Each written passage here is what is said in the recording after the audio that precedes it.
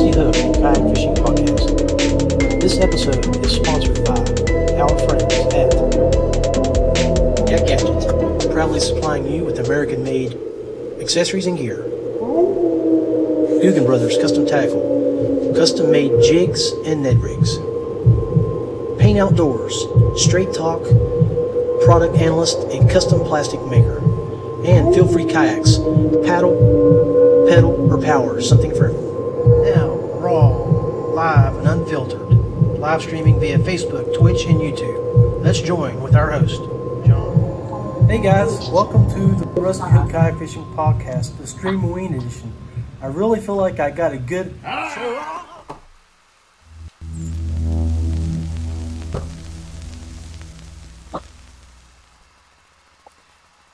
Welcome to the Rusty Hook Kayak Fishing Stream of Ween edition.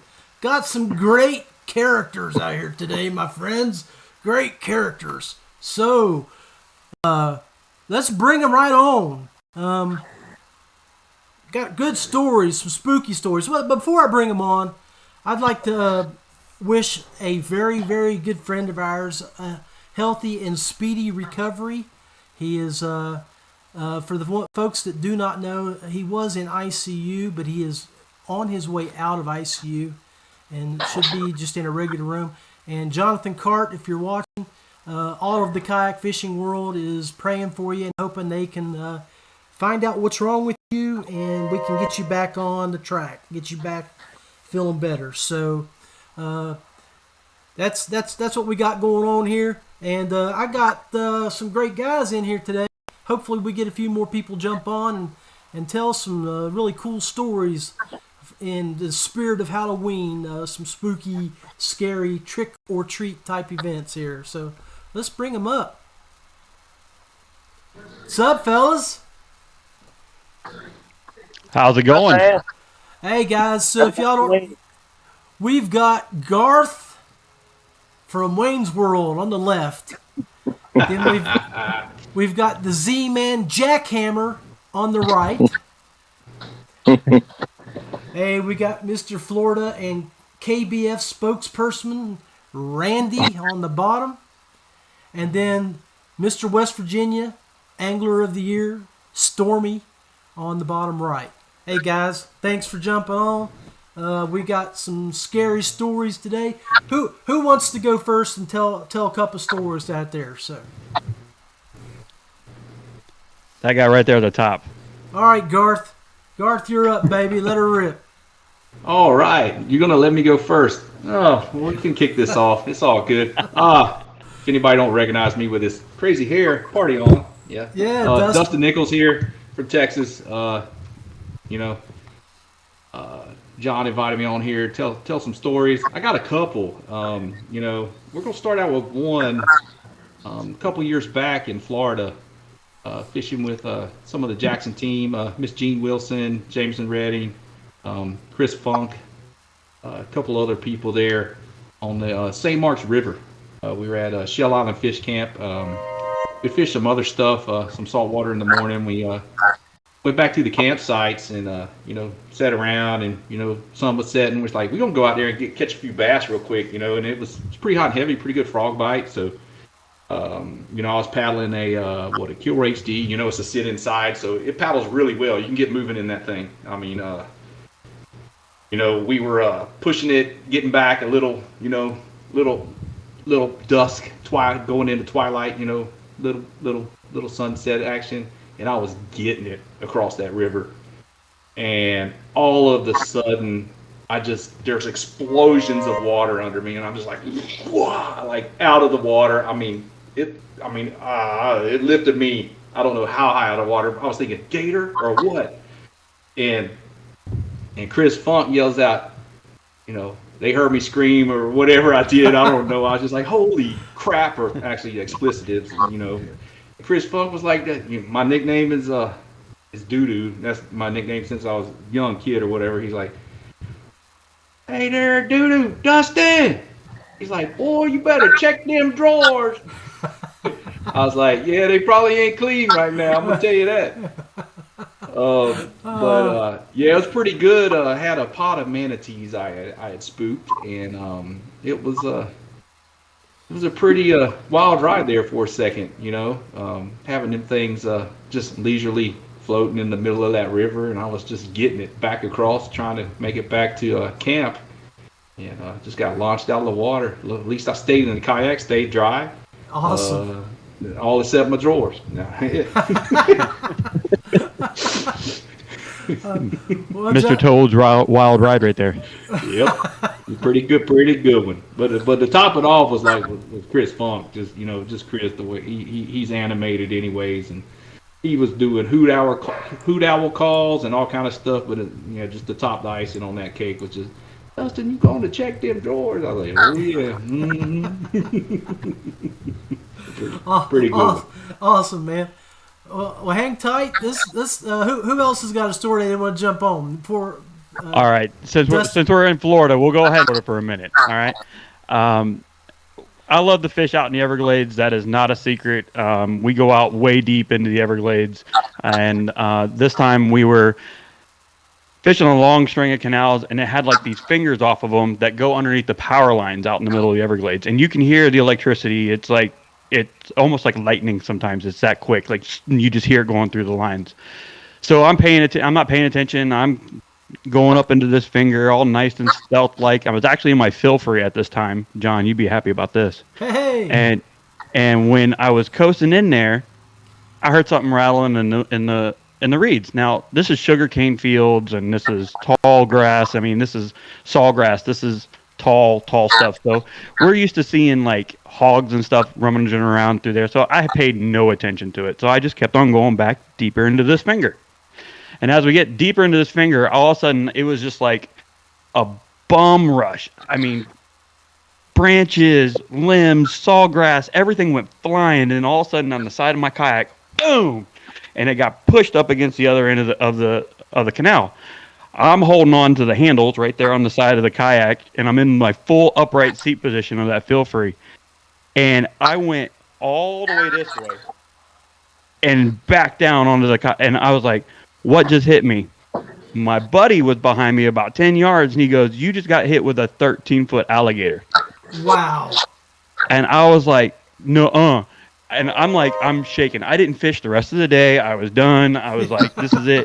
And he goes, yeah. So as I kind of got my bearing and got turned around, the head of that alligator popped up, and she was sitting right there beside me like, oh, yeah, I got you good. And I'm like, yeah, you did. And just like Dustin, had to go check my drawers after that one. For sure. Hey, I think that's a good segue into Jody's story. Yeah. I think everything in Florida either wants to bite you, sting you, or eat you.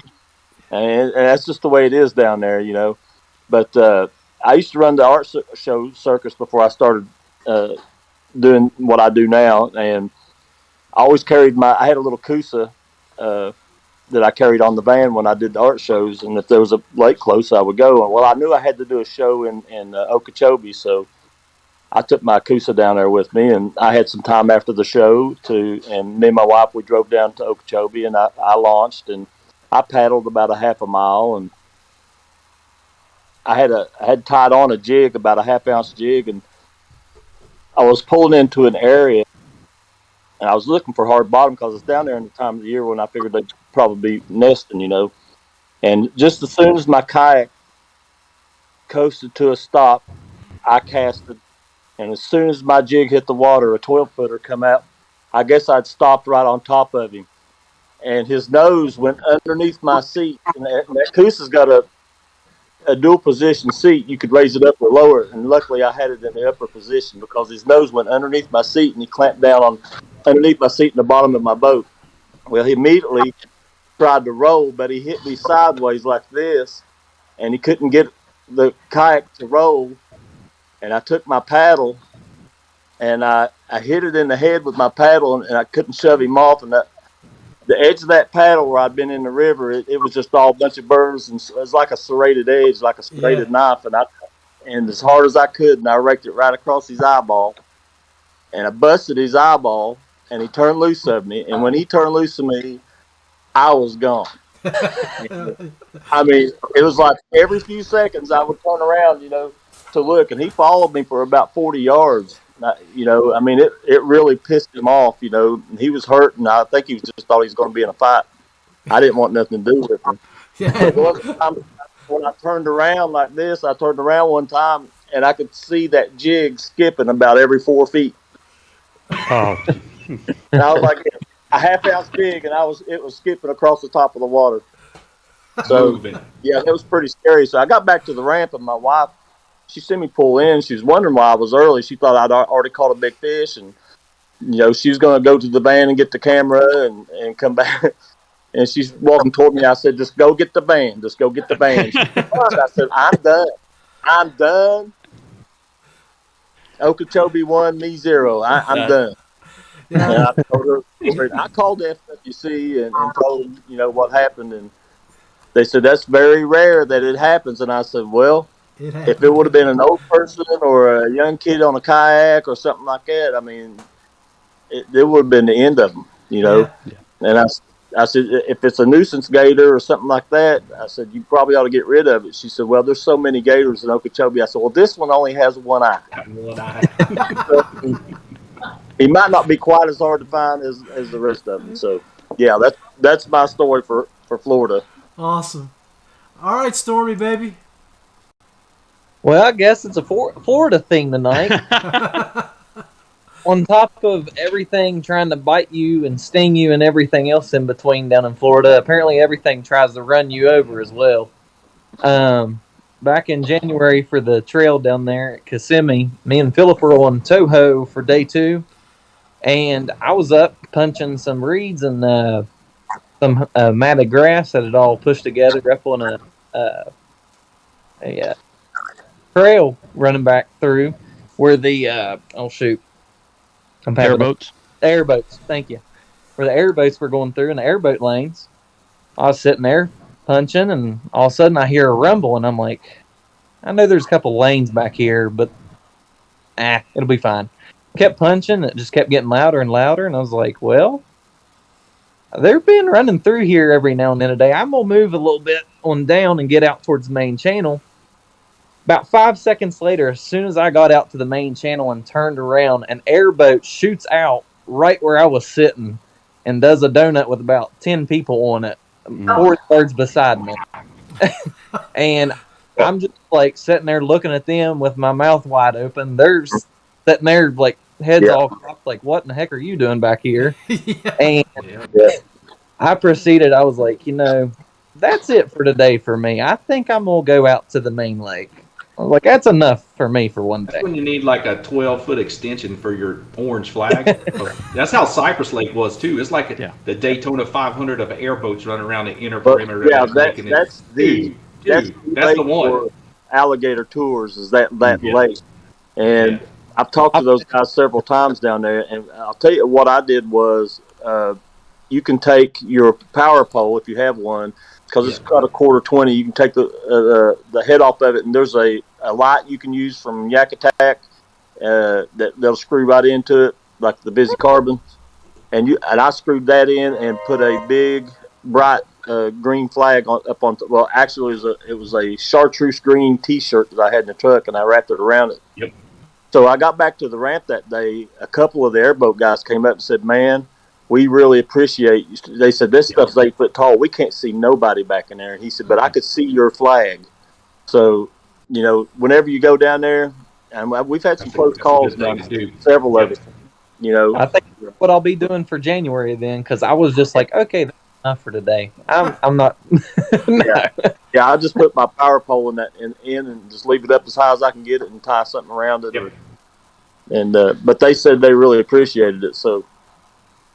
We're real big on getting 12-foot extension poles. Like, I mean, you want it way up there and putting that flag on there. And trust me, they'll love you when you see you. Oh yeah. Because there is no way, even with me standing up in the kayak, there's no way they could have seen me. Right. No, they can't see you. Well, I got another story. Yeah. South Branch. Hold on to that story. Let's take a quick break. We might get some more people to jump on with us. But hold on that. We'll come back to you, Jody. Just 1 second. Okay. Hey guys, welcome to the Rusty Hook Kayak Fishing Podcast, the Stream Ween edition.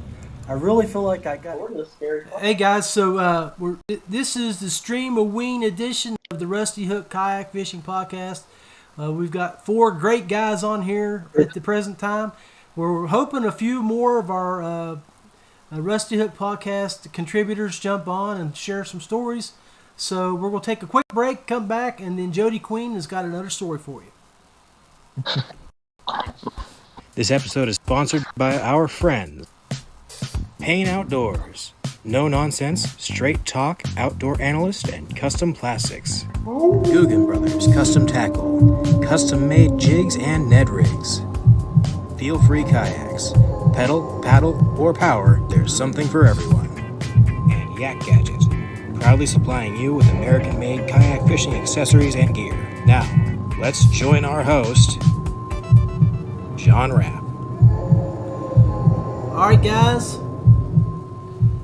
We are back, and we're going to bring Jody Queen back into the chat with the rest of the guys. If you're just joining us, we got Garth, a.k.a. Dustin Nicholas, on the left, with Jody Queen from the Jackhammer on the right. We got Mr. Florida and KBF Hot Dog Randy Newton on the left, and Mr. West Virginia Kayak Angler of the Year Stormy on the bottom right. All right, hey, Jody, we left off just a minute ago, and you said you had another story you wanted to tell us. So, everybody from West Virginia, they know about the South Branch of the Potomac. And if you go in at Upper Tract on the South Branch there and you come down the first place where the road cuts away from the river, there's a big canyon that goes all the way down through there, and it comes out at the catch and release section. Well, it's about an 8-hour. I used to weight fish that all the time. I'd have my wife drop me off, and then she would pick me up, 6 or 8 hours later at the catch and release place. And once you go in, there's really no way to come back out. It's just a big canyon with sheer rock on one side and just mountainous. If you've ever been up in that area, you know what I'm talking about. Right. But I had started into that canyon. My wife dropped me off, and I started in, and I used to just take these little gold Aberdeen hooks, and I'd catch, crawdads and hellgrammites and stuff like that. And it started out, it was just a bad trip all the way, because the first rock I turned over was a big water snake, and I'd pick the rock up, and there's a big water, and it startled me, and I just dropped the rock, and I dropped it on my rod and broke it in half. Oh. So I took the rod, and I stuffed little sticks and stuff in it, and then shoved it in, and I had about a 4-foot rod, that had it patched together. And I caught a couple fish on it. I was about 2 hours into the trip, so it was working. And I got about halfway through the canyon, I heard a scream. I mean, every hair in my head, it was all 10 of them stood on end. And I looked up on this cliff about 20 feet above me, and there was a bobcat sitting there. And it was just, teeth bared and hunched up. And I thought, well, crap, that thing's going to sail off there. But it just kind of hunkered down and kind of slinked off when it seen me, and took off and run along the ledge on the cliff face. Well, that scared me to death. And I thought, man, why am I doing this alone or without a gun, So about an hour later, I crawl over a big jumble of rocks that was in the canyon down there. You had to do some rock climbing to get down through that thing. And I was fishing this big deep hole, and everybody knows, like in the rivers up here, they have those little rock islands, long stretches of rock with all the scrubby sycamores sticking up, and well, they were in full leaf, and all of a sudden all the sycamores were shaking in this one area, and I kept hearing some grunting and heard rocks turn over, and I said, okay, now I'm going to run into a bear now. And I had to go within, there was no way to get out this way and no way to go up this way, and I had to go within like 20 yards of that area. By this time, I'm scared to death. I ain't afraid of nothing, and I was scared to death. And I thought, what? I stood there for about 30 minutes, and nothing ever moved, and I could still hear the rocks, clanging back and forth, and the bushes were moving, and I'm like, I can't stay here all day. It's going to get dark on me, and I still got 4 hours to get out of here. So I picked up a big rock about the size of my fist and threw it over in there, and when it hit 4 or 5 deer jumped out. And Trick or treat.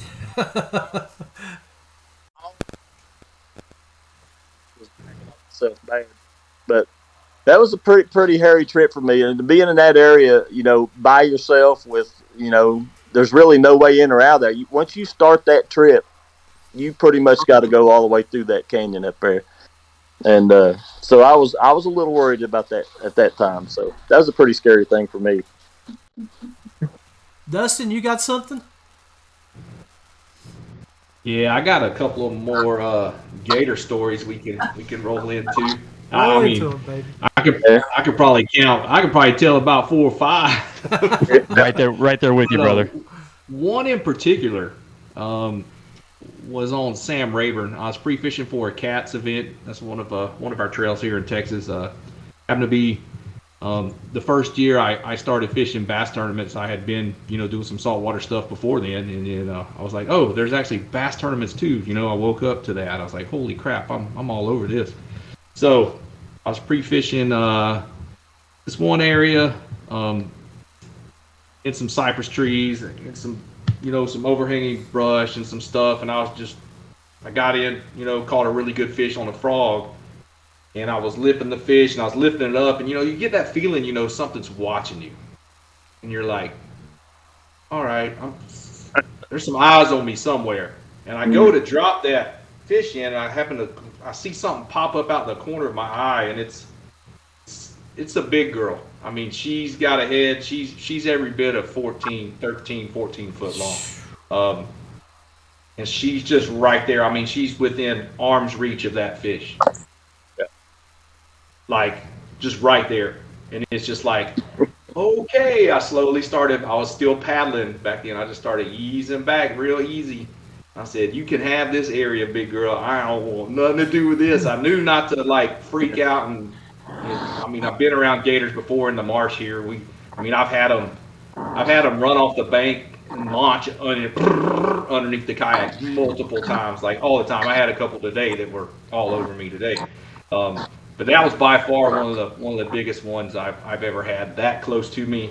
And talk about just getting like that adrenaline rush, kind of scared feeling, because you're like, oh my gosh, this thing could just roll me, no problem. I was in 3 foot of water, 3 or 4 foot of water. I was casting up to some grass with a frog, catching fish. It just something just told me something's you're being watched by something, and then she was straight stalking.